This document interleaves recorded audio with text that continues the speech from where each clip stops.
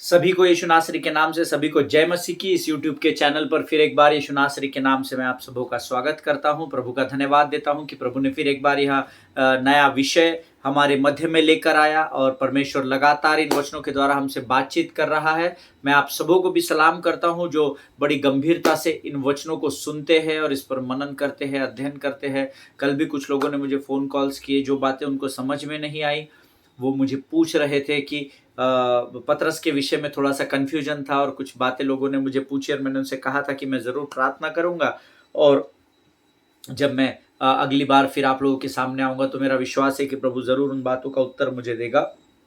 प्रभु का धन्यवाद हो, प्रभु ने फिर उन बातों को प्रकट किया है और आज उन बातों को भी हम सीखेंगे। परमेश्वर का धन्यवाद हो कि लगातार खटखटाते रहो इस विषय पर। जब हम सीख रहे हैं, कुछ लोगों ने मुझे लिखकर भेजा है कि हमने लगातार खटखटाना आरंभ कर दिया है। हालेलुया, आमीन।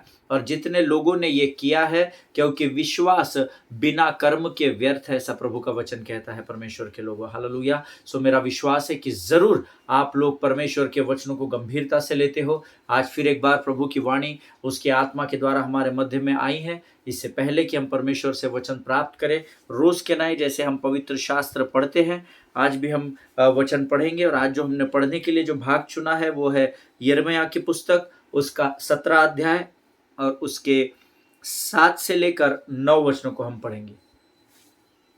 यिर्मयाह की पुस्तक, उसका 17 अध्याय, उसके 7 से 9 वचन। यिर्मयाह की पुस्तक, उसका 17 अध्याय, द बुक ऑफ यिर्मयाह, chapter 16 and verses chapter 17 and verses 7 to 9 हम हिंदी में पढ़ेंगे। और मेरा विश्वास है आपके पवित्र शास्त्र आपके पास है, जरूर से उसको खोलिए और मेरे साथ इन वचनों को पढ़िए। धन्य है वह पुरुष जो यहोवा पर भरोसा रखता है, जिसने परमेश्वर को अपना आधार माना हो। वह उस वृक्ष के समान होगा जो नदी के किनारे लगा हो और उसकी जड़ जल के पास फैली हो। जब धूप होगी तब उसको न लगेगी, उसके पत्ते हरे रहेंगे और सूखे वर्ष में भी उनके विषय में कुछ चिंता न होगी, क्योंकि वह तब भी फलता रहेगा। मन तो सब वस्तुओं से अधिक धोखा देने वाला होता है, उसमें असाध्य रोग लगा है, उसका भेद कौन समझ सकता है। हालेलुया, ये परमेश्वर का वचन है। परमेश्वर इन पढ़े हुए वचनों पर हम में से प्रत्येक को आशीष दे। प्रियो वचन कहता है, धन्य है वह मनुष्य जो यहोवा पर भरोसा रखता है। हालेलुया।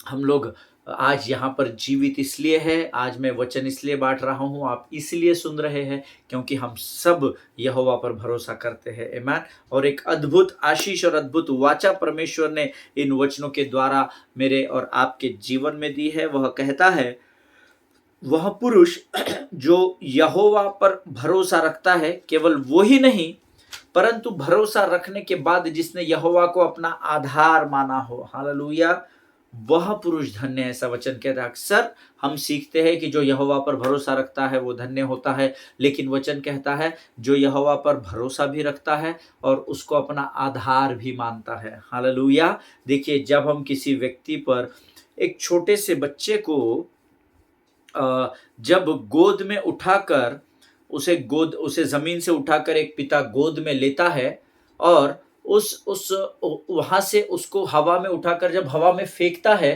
तो वो लड़का या वो छोटा सा बालक इस बात पर भरोसा रखता है कि जिसने मुझे ऊपर फेंका है वो मुझे सुरक्षित अपने हाथों में भी ले लेगा, वही मेरा आधार बनेगा। आमीन। उस छोटे बच्चे के नाई मुझे और आपको परमेश्वर पर भरोसा रखने की जरूरत है। हालेलुया।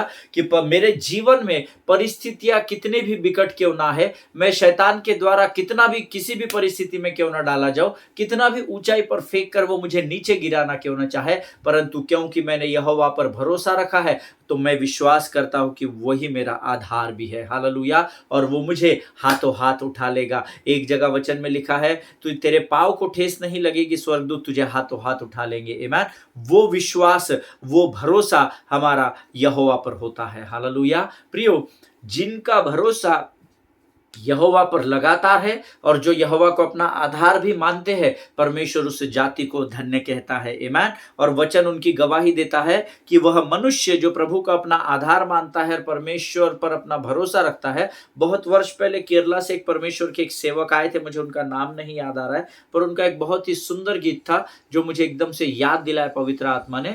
तू ही तो आधार है मेरे जीने का, तू ही तो आधार है मेरे जीवन का, तू ही तो आधार है मेरे जीने का, तू ही तो आधार है मेरे जीवन का। हालेलुया। जब आपका विश्वास, आपका भरोसा यहोवा पर होता है, तब हर परिस्थिति में पहले आप उसके पास जाते हैं। परिस्थिति कितने भी विकट क्यों ना हो, जब आप ये विश्वास रखते हैं कि हाँ, ये परिस्थिति का मैं सामना कर रहा हूँ, पर इसमें से मुझे मेरा परमेश्वर जिस पर मैं भरोसा रखता हूँ वही इस परिस्थिति में मेरा आधार बन सकता है, तब परमेश्वर आपके लिए बड़े बड़े आशीष, आश्चर्य कर्मों को और आशीषों को करता है। हालेलुया। वो मनुष्य जो परमेश्वर पर आधार लगाता है, जो मनुष्य जो परमेश्वर पर भरोसा रखता है, वह उस वृक्ष के समान होगा जो नदी के किनारे लगा हो और उसकी जड़ जल के पास फैली हो। जब धूप होगी तब उसको न लगेगी, उसके पत्ते हरे रहेंगे और सूखे वर्ष में भी उनके विषय में कुछ चिंता न होगी, क्योंकि वह तब भी फलता रहेगा। हालेलुया। ये परमेश्वर का वचन है। वचन कहता है जो परमेश्वर पर भरोसा और आधार रखते हैं, अर्थात आप और मैं, हम उस वृक्ष के पास समान है जो नदी के किनारे लगा हो और उसकी जड़ें जल के पास फैली हो। देखिए, नदी के किनारे, ये नदी है, इसके किनारे जो पेड़ लगाया जाता है, इसकी जड़ें जब अंदर गहराई में जाती है तो ये फैलते जाती है। हालेलुया। नदी के इस तरफ तो पानी नहीं है, इस तरफ तो सूखा है, ठीक है, क्योंकि इधर पानी नहीं है, नदी तो यहाँ पर खत्म हो रही है, लेकिन इसकी जो जड़ें है वो जैसे इधर जाती है वैसे ही वो जड़ें इधर पानी के जल के पास भी जाती है, ऐसा वचन में लिखा है। और उसको जल का सप्लाई होता है, अर्थात उसको ऑक्सीजन मिलता है और उसके द्वारा वो फैलता चला जाता है। हालेलुया। इधर की जड़ें भले ही सूखी हो, लेकिन यहाँ से ये जड़ें इनको आधार देती चली जाती है। आमीन। और आगे वचन कहता है जब धूप होगी तो उसको लगेगी नहीं। क्यों? क्योंकि उसकी जड़ें जीवन के जल में, अर्थात आपकी और मेरी जड़ें यीशु नासरी में फैली हुई है। तो भले ही हमारे जीवन के भाग में कितना भी सूखापन आए, परंतु वचन कहता है क्योंकि तुम्हारा एक तरफ मेरे पास बना हुआ है, मुझ पर भरोसा रखा हुआ है, तुमने मुझे अपना आधार माना है, मेरे भरोसे तुम यहाँ टिके हुए हो, तो मैं तुम्हें डिगने न दूंगा। हालेलुया। वचन यहाँ पर कहता है प्रियो, सूखे वर्ष में भी उनके विषय में कुछ चिंता न होगी, क्योंकि वह तब भी फलता रहेगा। जब गर्मी के दिन आ जाएंगे, जब ग्रीष्म काल आएगा और भयंकर सूखा पड़ेगा, तब भी वचन कहता है भले ही वो नदी सूख भी जाएगी, परंतु क्योंकि तुम्हारी जड़ें अंदर तक फैली हुई है, तो उसका निचला जो सतह का गीलापन है वो उस भयंकर सूखेपन की परिस्थिति में भी तुम्हारी जड़ों को संभालेगा और तुम्हारे पत्ते मुरझाएंगे नहीं। हालेलुया। आगे वचन कहता है मन तो सब वस्तुओं से अधिक धोखा देने वाला होता है, उसमें असाध्य रोग लगा है, उस भेद को कौन समझ सकता है। हालेलुया। वचन कहता है ये मन जो है वो मनुष्य को सबसे अधिक धोखा देता है। हालेलुया। उसका कारण ये है क्योंकि ये वही मन है जहाँ पर शैतान अपने तीर से तुम्हें बुझाने की या भेदने की कोशिश करता है। हालेलुया। जब हम शैतान की बातों को सुनकर कमजोर हो जाते हैं, तब वचन कहता है कि धर्मी धोखा खा जाता है। हालेलुया। क्योंकि शैतान हमें यहाँ पर बरगला देता है। आमीन। इसीलिए हमको क्या करना है, ये नदी के किनारे हमारी जड़ें दी गई है, वचन के बीज हमारे अंदर बोए गए हैं। अब हमको परमेश्वर के वचनों में संगति कर करके, परमेश्वर के लोगों के मध्य में संगति कर करके, उस वचन के बीज को जो हमारे लिए बोया गया था, उसको वचनों के द्वारा उसकी जड़ों को हमको मजबूत करना है, ताकि वो जड़ें परमेश्वर के साथ जुड़ जाए। और व्यवस्था की यह पुस्तक जब हमारे चित्त में यहाँ बस जाएगी, परमेश्वर के वचन हृदय में अधिकाई से जब बस जाएंगे, तब किसी भी प्रकार का सूखापन क्यों ना आपके जीवन में हो, लेकिन क्योंकि आपकी जड़ें परमेश्वर में बनी हुई है, परमेश्वर के वचन में यहाँ और यहाँ बसी हुई है, परमेश्वर उस सूखे परिस्थिति में भी आपको हरे भरे पत्तों और फलों से भरा हुआ रखेगा। हालेलुया। आमीन। प्रियो, ये परमेश्वर का वचन है। मन असाध्य, मन को असाध्य रोग लगा हुआ है। Your mind and your heart, human wants are unlimited. Hallelujah. मनुष्य की जो अपेक्षाएं होती है वो असीमित होती है। एक आशीष मिली तो दूसरी, दूसरी मिली तो तीसरी, तीसरी मिली तो चौथी, और ये ऐसा लगातार हमारे जीवन में चलता रहता है। इसीलिए परमेश्वर का यहाँ वचन कहता है, मन धोखा देता है, उसको असाध्य रोग लगा है, उसके भेद की बातों को कोई समझ नहीं सकता है। इसीलिए अपने मन को परमेश्वर के वचनों से भरना जरूरी है, ताकि हमारे जड़े हमारे जीवन के सूखेपन में भी हमें फल दे सके। हालेलुया, आमीन। ये परमेश्वर का वचन है। मेरा विश्वास है आप जरूर इन वचनों के द्वारा प्रभु ने आपसे बात की होगी। इस समय हम अपने प्रार्थना की ओर बढ़ेंगे और परमेश्वर ने जो वचन हमें दिए हैं उस पर हम मनन और अध्ययन करेंगे। आइए इस समय हम प्रार्थना करेंगे। खुदावन प्रभु यीशु नासरी के नाम से इस सुंदर और पवित्र समय के लिए हम तुझे धन्यवाद देते हैं राजा। तू महान और जीवित परमेश्वर है। तेरी स्तुति और तेरी प्रशंसा करते हैं प्रभु जी। परमेश्वर पिता, हर बार प्रभु वचनों के द्वारा तू हमें सामर्थ और बल और सुकून और आनंद देता है। हम तेरा धन्यवाद करते हैं प्रभु। आज विशेषकर प्रार्थना करते हैं उन तमाम लोगों के लिए जिनकी प्रार्थना की विनतियां हमारे पास है राजा। उनमें से हर एक को आशीष दे, उनको लगने वाली हर एक जरूरत को तू अपने स्वर्गीय भंडार से पूर्ण कर राजा। प्रभु, जिन्होंने आज हमें अपनी प्रार्थनाओं में स्मरण रखा है राजा, परमेश्वर पिता, उनके लिए हम प्रार्थना करते हैं प्रभु जी। तू उन्हें किसी भी भली वस्तु की घटी न होने दे राजा। विशेषकर हम प्रार्थना करते हैं प्रभु इन दिनों में उन टूटे हुए परिवारों के लिए प्रभु जी, जो परमेश्वर पिता शैतान ने जिनके बीच को, जिनको तितर बितर कर दिया है परमेश्वर पिता, जिनको बिखरा दिया है राजा। प्रभु, उन परिवारों के लिए हम प्रार्थना करते हैं, तू अपने स्वर्गीय फाटकों को खोल और स्वर्गीय बुद्धि और स्वर्गीय ज्ञान से उन परिवारों में से हर एक को भरकर तैयार कर परमेश्वर पिता, ताकि प्रभु वे परिवार फिर एक बार तेरे आनंद और तेरी शांति में बने रहने पाए। और प्रभु, जिन परिवार के विरोध में लोगों ने अपने मुखों को खोल कर रखा था, उन सारे विरोधियों के मुखों को तू इस सामर्थ के द्वारा बंद कर राजा, ताकि ये परिवार और उस परिवार का हर एक सदस्य तेरी महिमा और आशीष और आदर का कारण होने पाए प्रभु जी। परमेश्वर पिता, हम तुझे धन्यवाद देते हैं प्रभु जी। जब जब हमने मांगा है तूने दिया है। आज वचनों को समझने के लिए लगने वाली स्वर्गीय बुद्धि और ज्ञान से भरकर तैयार कर पिता। प्रभु, हम अपने आप को नम्र और दीन करते हैं, यीशु के लहू में हम अपने आप को डुबोते हैं, और इस प्रार्थना को धन्यवाद के साथ यीशु नासरी के मीठे और पवित्र नाम में मांगते हैं पिता। सुनिए और बड़ी दया से ग्रहण कीजिए। आमीन, आमीन। हालेलुया। फिर एक बार यीशु नासरी के नाम से आप सबों का मैं स्वागत करता हूं। हम पिछले कुछ दिनों से प्रेरितों के काम उसके 12वें अध्याय और उसके पहले 16 वचनों का हम लोग अध्ययन कर रहे हैं, और मैंने आपको बहुत सारी बातें इसके विषय में बताई है। और मैं आपको कल भी बता रहा था कि मैं कल, कुछ लोगों ने मुझे जो प्रश्न पूछे थे उनको मैं बताना चाहता हूं। मैं कल एक्चुअली आप लोगों को पतरस के विश्वास के परिमाण को स्मरण दिला रहा था। आप लोगों ने, जिन्होंने मुझे फोन किए, जो इस समय मुझे सुन रहे हैं, देखिए यहां पर भी पतरस था जो यीशु मसीह के साथ सेवकाई कर रहा था। ये वही पतरस था जब यीशु मसीह ने इसको फिर से नदी में जाल अपोजिट साइड में डालने को बोला, इसने डाला और बहुत सारी मछलियों को पकड़ा। लेकिन ये वही पतरस था जो लगातार प्रभु के साथ सेवा करते हुए भी एक समय आया जब इसके विश्वास का परिमाण बढ़ा। लेकिन इसके विश्वास का जब परिमाण बढ़ा, तब यही वो पतरस था जिसने उस समुद्र में जब तूफान आया तो यीशु मसीह को बोला कि हम यहाँ मरे जा रहे हैं, डूबे जा रहे हैं, और तुझे हमारी चिंता नहीं है क्या। ये वही पतरस था जिसने यीशु मसीह को 2 बार मुर्गा बांग दे, इससे पहले 3 बार नकार दिया था। ये वही पतरस था जो यीशु मसीह के क्रूसिफिकेशन के समय उस भीड़ के साथ तो चलता रहा, पर ये गोलगोथा पहाड़ तक नहीं पहुंचा, और ये बीच में से ही वहां से कहीं और चला गया। हालेलुया। और आज ये डरा सहमा सा पीठ पतरस जो धीरे धीरे अपने विश्वास के परिमाण के साथ बढ़ रहा था, ये वही पतरस था जिसने पेंतिकुस्त के दिन प्रचार किया था सामर्थ से भरकर।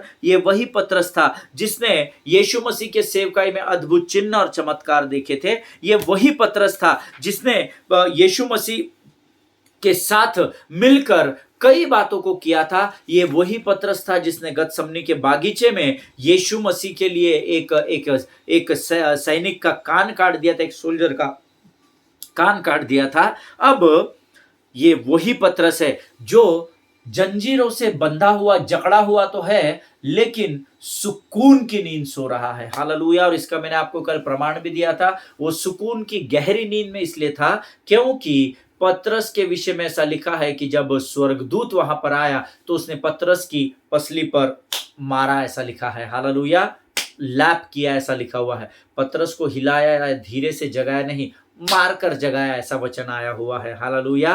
प्रियो, आज मेरे और आप जैसे कई लोग हैं, जिसको मैंने आपको कल भी बताया था, आज भी मैं आपको बताना चाहता हूं कि हम अलग अलग प्रकार के बंदी गृह में बंधे हुए हैं। कोई कर्जे के बंदी गृह में बंधा हुआ है, कोई शरीर की बीमारी के बंदी गृह में है, कोई कोई अपनी चिंताओं में बंधा हुआ है, कोई अपने जीवन की और शरीर की अभिलाषाओं को पूर्ण करने के बंदी गृह में बंधा हुआ है, कोई अपने तकलीफ में बंधा हुआ है, कोई अपने बीते पुरानी बातों में जो शैतान आपको बार बार स्मरण दिलाता है आपके पापों को, आप कोई उसमें आप में और मेरे जैसे कई लोग बंधे हुए हैं। आमेन। टुडे वी आर ऑल्सो, हम भी आज कई लोग हम अलग अलग बंदी गृह में बंधे हुए हैं। और परमेश्वर ने जैसे यहां पतरस को उसके पसली पर मारकर दस्तक दी या पसली पर मारकर उसे जगाया, आज परमेश्वर भी ऐसे कई अलग अलग रूप में हमारे जीवन में आता है, हमें दस्तक देता है, उठ जल्दी कर, शीघ्र कर, हमें जल्दी यहां से उठना निकलना अवश्य है। लेकिन कई बार हम परमेश्वर की आवाज को सुनते नहीं है, या तो फिर कई बार हम उसे समझ नहीं पाते हैं, हालेलुया। और मेरा विश्वास है आप मेरी इस बात से जरूर सहमत होंगे। ऐसे आपके और मेरे जीवन में कई क्षण आए प्रियो, जब परमेश्वर ने वचनों के द्वारा, स्वप्नों के द्वारा, दर्शनों के द्वारा, भविष्य वक्ताओं के द्वारा, उसके सेवकों के द्वारा आपको अलग अलग तरीके से आपको जगाने की कोशिश की है, हालेलुया। पर आप उसकी वाणी को समझ नहीं पाए, आप उसकी दस्तक को समझ नहीं पाए, और हम अब तक उसी बंदी गृह में बंधे पाए जाते हैं, हालेलुया। कई बार हम परमेश्वर की आहट या उसकी उपस्थिति को समझ नहीं पाते हैं। जब मैं ये वचन अध्ययन कर रहा था, यहां पर पतरस क्या कहता है कि स्वर्गदूत ने पतरस की पसली पर मारा। कई बार परमेश्वर हमारे साथ ऐसा करता है, लेकिन हम उसे कई बार गलत समझ बैठते हैं, हालेलुया। कई बार परमेश्वर ने अलग अलग तरीकों से हमें समझाने, जब हम लगातार गलतियों पर गलतियां करते हैं, तो कई बार हमारे पासबान आकर हमें समझाते हैं, पर हम उसको गलत समझ बैठते हैं, हम उनसे आर्ग्यूमेंट कर बैठते हैं, हम उनके विरोध में बातें करने लगते हैं। ऐसा कई बार कई लोगों के साथ हुआ है, मेरे साथ भी ऐसा कई बार हुआ है, हालेलुया। और आज भी होता है, जब मैं किसी को समझाता हूं, किसी को लगता है कि अरे ये हमको ब्रदर ज्ञान बांट रहे, ये पास्टर हमको क्यों ज्ञान बांट रहे, हम गलतियां किए तो क्या हो गया, सभी करते हैं, थोड़ा बहुत तो चलता है। समझाना हमारा काम है। परमेश्वर ने स्वर्गदूत को भेजा, पतरस को जगाया, और पतरस ने उसकी आज्ञा का पालन किया, और उसका रिजल्ट हम सब जानते हैं, वो बंदी गृह से आजाद हो गया, हालेलुया। जिनके सुनने के कान हो वो सुन ले कि परमेश्वर का आत्मा इस समय क्या बता रहा है। Amen. Make yourself humble, hallelujah. अपने आप को नम्र और दीन करे प्रियो, क्योंकि नम्र ही व्यक्ति है। देखिए, यहां पर मैं आगे आने वाले विषय में आपको इसी में बताऊंगा कि कैसे पतरस बंदी गृह से क्यों आजाद हुआ, आमेन। लेकिन परमेश्वर, एक चीज मुझे और आपको ये ध्यान में रखने की जरूरत है कि परमेश्वर यीशु मसीह जो है वो हमसे प्रेम करता है, और वो चाहता है कि हम उसमें लगातार बने रहे और लगातार बढ़ते और फलते रहे, हालेलुया। आज ही हमने वचन पढ़ा था यिर्मयाह की पुस्तक से, और मेरा विश्वास है कि कई बार परमेश्वर पवित्र शास्त्र में एक वचन लिखा है कि परमेश्वर हमारी ताड़ना करता है, आमेन। और वो ताड़ना दुख के लिए नहीं होती है, वो ताड़ना आशीषों में बढ़ने के लिए होती है, हालेलुया। प्रियो, उसी प्रकार से परमेश्वर कई बार हमारे जीवन में भी, जैसे उसने पतरस को लैप किया, वैसे कई बार हमें भी प्रेम से वो मारता है, हालेलुया। लेकिन हम परमेश्वर को और परमेश्वर के लोगों को कई बार गलत समझ बैठते हैं, amen. Just I was thinking on this, मैं इस पर इमेजिन कर रहा था, और मुझे ऐसा लगा, what if God loves me enough that he would rather strike me than the enemy to slay me, hallelujah। मुझे ऐसा लगा कई बार कि परमेश्वर क्योंकि मुझसे प्रेम करता है, तो क्या ये बात ज्यादा अच्छी नहीं है कि शैतान मेरी हत्या कर दे, या शैतान मुझे बरगला दे, शैतान मुझे हताश, निराश, कमजोर कर दे। उससे बेहतर है कि परमेश्वर मुझे मारकर, मेरी ताड़ना कर कर मुझे जागृत करे, हालेलुया। ये चुनाव परमेश्वर ने आज आपको और मुझे इस वचन के द्वारा दिया है कि क्या तुम शैतान के बखेड़े में, बहले के जाल में फंसकर मृत्यु की ओर जाना चाहते हो, या थोड़ी देर मेरी ताड़ना सहन करने के बाद तुम जागृत होके फिर एक बार बंदी गृह से आजाद होना चाहते हो, हालेलुया। प्रियो, परमेश्वर किसी भी मनुष्य का कर्जदार नहीं है। पतरस के लिए उसने यहाँ स्वर्गदूत भेजा, मेरे और आपके लिए भी कई बार भेजता है, लेकिन ये चुनाव आपका और मेरा है कि हमें परमेश्वर की ताड़ना को सहन करके आशीषों की ओर बढ़ना है या बहलिए के जाल में फंसकर मृत्यु की ओर जाना है। हालेलुया। जिनके सुनने के कान हो वो सुन ले। आमीन। वचन बताता है कि स्वर्गदूत इतनी जल्दी में था, ही वॉज इन अ सो हरी, वो इतनी उसके स्वर्गदूत के पास समय नहीं था कि वो पतरस को सारी बातें वहां बैठकर समझा सके, क्योंकि दूसरे दिन भोर होने वाली थी और दूसरे दिन उसका न्याय और उसको मृत्युदंड प्राप्त होने वाला था। इसीलिए स्वर्गदूत के पास इतना समय नहीं था कि वो डिटेलिंग करते बैठे ना, ब्रीफिंग करते बैठे या डिटेलिंग उसको करते बैठे। So Peter just have to move forward by faith without explanations. Amen. इस बात को हमेशा ध्यान में रखिए और जरूर मैं इस बात को, जितने लोग इस समय मुझे सुन रहे हैं, मैं इस सेंटेंस को फिर से दोहराना चाहता हूं और मैं चाहता हूं कि आज आप और मैं, हम सब इस बात का एक बार अंगीकार करें। We also need to move forward by faith without explanation. We also need to move forward by faith without explanations. Amen. जैसे पतरस ने यहां किसी भी प्रकार का आर्ग्यूमेंट या डिटेलिंग स्वर्गदूत से नहीं मांगी, उसी प्रकार से आज मुझे और आपको भी अपने विश्वास के कदमों को बिना किसी डिटेलिंग के आगे लेकर बढ़ना है। हालेलुया। कई बार जब प्रभु हमको कुछ करने के लिए कहता है तो हम परमेश्वर से सवाल जवाब करने लगते हैं। पहले प्रभु ये बता, पहले प्रभु वो बता, फिर कैसे जाएंगे, फिर वहां पर साउंड होगा क्या, वहां पर लाइट होगा क्या, वहां मुझे एसी मिलेगा क्या। इतना सारा डिटेलिंग हम परमेश्वर से मांगते हैं, लेकिन कई बार इस डिटेलिंग के चक्कर में हम पीछे रह जाते हैं। अगर पतरस उस समय वहां पर डिटेलिंग लेने में जुड़ जाता तो भोर हो जाती और पतरस इतिहास में जमा हो जाता। Hallelujah. But what he did is he just move forward by faith without explanations. Hallelujah. वो स्वर्गदूत के बात पर, परमेश्वर की वाणी पर विश्वास किया और वो बिना एक्सप्लेनेशन के, बिना किसी वार्तालाप के वो आगे बढ़ गया। हालेलुया। प्रेरितों के काम उसका 12वां अध्याय उसके 7 और 8 वचनों को हम निकालेंगे। प्रेरितों के काम उसका 12वां अध्याय उसके 7 और 8 वचन, और हम लोग सब मिलकर पढ़ेंगे। वचन कहता है, तो देखो प्रभु का एक स्वर्गदूत आ खड़ा हुआ और उस कोठरी में ज्योति चमकी और उसने पतरस की पसली पर हाथ मारकर उसे जगाया और कहा, उठ जल्दी कर। और उसके हाथों में से जंजीरें खुलकर गिर पड़ी। तब स्वर्गदूत ने उससे कहा, कमर बांध और अपने जूते पहन ले। उसने वैसा ही किया। फिर उसने उससे कहा, अपने वस्त्र पहनकर मेरे पीछे हो ले। हालेलुया। आमीन। इन वचनों में मैंने 3 बातें नोटिस की है जो मैं आपके साथ बांटूंगा। 3 बातें मैंने नोटिस की है। फिर से मैं एक बार इन वचनों को पढ़ूंगा, ध्यान से सुनने। प्रेरितों के काम 12वां अध्याय 7 और 8 वचन। तो देखो प्रभु का एक स्वर्गदूत आ खड़ा हुआ और उस कोठरी में ज्योति चमकी और उसने पतरस की पसली पर हाथ मारकर उसे जगाया और कहा, उठ जल्दी कर। और उसके हाथों में से जंजीरें खुलकर गिर पड़ी। तब स्वर्गदूत ने उससे कहा, कमर बांध और अपने जूते पहन ले। उसने वैसा ही किया।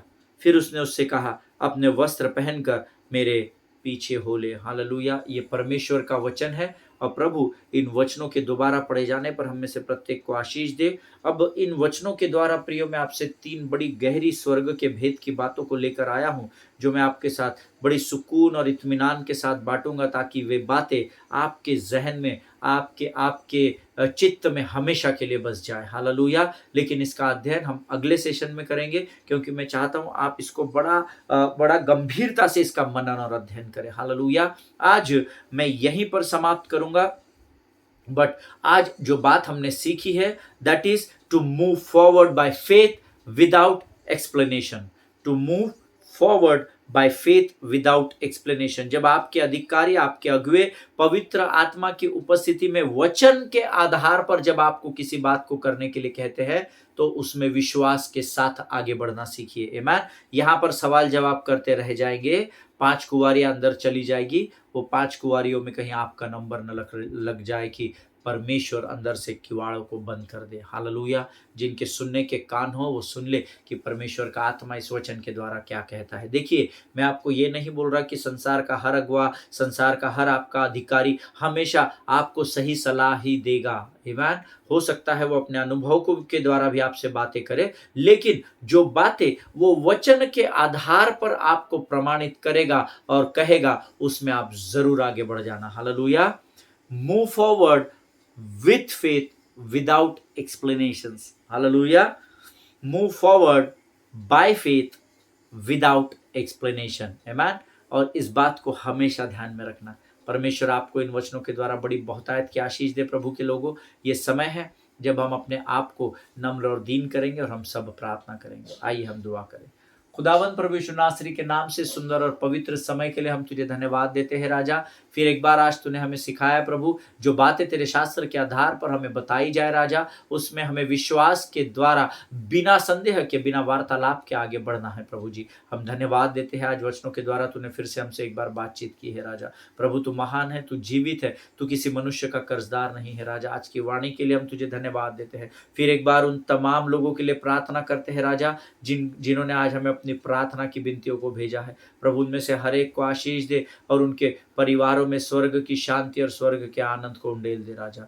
इस समय हम फिर एक बार अपने आप को यीशु मसीह के लहू में डुबोते हैं और इस प्रार्थना को धन्यवाद के साथ यीशु नासरी के नाम से मांगते हैं। सुनिए और बड़ी दया से ग्रहण कीजिए। आमीन आमीन। हालेलुया। परमेश्वर आप सबों को बड़ी बहुतायत की आशीष दे। प्रियो, परमेश्वर का वचन कहता है, मांगो तो तुम्हें दिया जाएगा, ढूंढो तो तुम पाओगे, और खटखटाओ तो तुम्हारे लिए खोला जाएगा। हालेलुया। और हम आज प्रभु से मांग चुके हैं कि वो हमें अपने स्वर्गीय बुद्धि और ज्ञान से भरे। मेरा विश्वास है परमेश्वर ने स्वर्ग के फाटकों को खोल दिया है। Hallelujah. God bless you all. हम अगले सेशन में फिर एक बार मिलेंगे। स्वस्थ बने रहे, सुरक्षित बने रहे। अपने पासबानों के लिए, उनके परिवारों के लिए ज़रूर ज़रूर ज़रूर प्रार्थना करें और एक दूसरे को भी प्रार्थना में स्मरण करें। और जब तक हम अगली बार को मिलते हैं तब तक प्रेरितों के काम उसका 12वां अध्याय उसके 1 से 16 वचनों का अध्ययन जरूर करें। आमीन। God bless you all. परमेश्वर आप सबों को बड़ी आशीष दे। सी यू सून।